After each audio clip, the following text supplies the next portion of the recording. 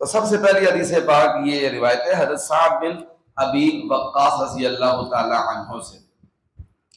سعد بن ابی وقاص رضی اللہ تعالی عنہ سے روایت ہے، اس میں کیا ہے کہ لما نزلت هذه الآیہ ندعو ابنانا و ابناءکم، یہ ایک آیت ہے قرآن پاک میں جو مشہور ہے آیت مباہلہ کے نام سے۔ کس نام سے؟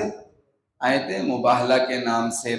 اور کون سے سپارے میں؟ یہ تیسرے سپارے میں، تعالوا ندعو ابنانا و ابناکم و نسانا و نساء، تیسرا سپارہ ہے، تیسرا سپارہ ہے جی۔ اور سورت کون سی ہے؟ یہ سورہ آل عمران ہے، سورہ آل عمران ہے، تو تیسرا سپارہ ہے۔ یہ آیت نازل ہوئی، اسے آیت مباہلہ کہتے ہیں۔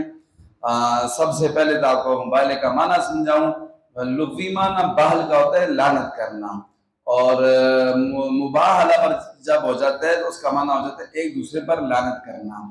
اور ابتحال یبتحل ابتحال کا معنی ہوتا ہے گڑ گڑا کر اللہ تعالیٰ سے دعا مانگنا۔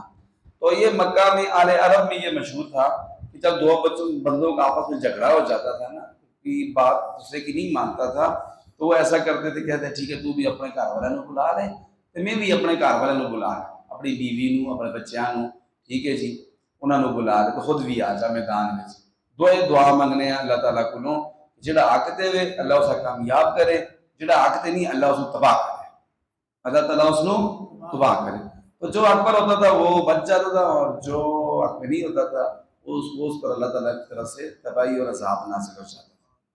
تو اس نجران ایک جگہ ہے، اس کے عیسائی بڑے بڑے پادری جو ہے وہ حضور صلی اللہ علیہ وسلم کے پاس ہے۔ حضور سے کافی دنوں تک نا انہوں نے بحث مباحثہ کیا، وہ کہتے تھے ہم ٹھیک ہیں، ہمارا مذہب ٹھیک ہے، عیسائیت ٹھیک ہے۔ اللہ کے پاک نبی حضرت محمد مصطفیٰ صلی اللہ علیہ وسلم کو سمجھاتے کہ دین اسلام ٹھیک ہے، اور میرا جو مذہب ہے یہ ٹھیک ہے۔ پہلا مذہب جو ہے وہ عیسائیت منسوخ ہو گیا، ختم ہو گیا میرے آنے سے۔ اچھا وہ نہیں مان رہے تھے، وہ مان نہیں رہے تھے، تو اسی دوران اللہ تعالیٰ نے یہ آیت نازل کی۔ آیت کا ترجمہ کیا ہے؟ ترجمہ یہ ہے کہ ندعو ابنانا و ابناکم فقل تعالوا، آپ کہہ دیجئے کہ آ جاؤ، ندعو ابنانا و ابناکم، ہم بھی اپنے بیٹوں کو بلاتے ہیں، آپ بھی اپنے بیٹوں کو بلا لو، ونسانا و نساکم، ہم بھی اپنی عورتوں کو بلاتے ہیں، تم بھی اپنی عورتوں کو بلا لو، وانفسنا و انفسکم، ہم خود بھی اپنی جانیں حاضر کرتے ہیں، خود پیش ہوتے ہیں، تم بھی خود پیش ہو جاؤ۔ اچھا یہ جب آیت نازل ہوئی نا تو کیا آتا ہے حدیث پاک میں؟ یہ جو حدیث پاک ہے اس میں صحابی رسول فرماتے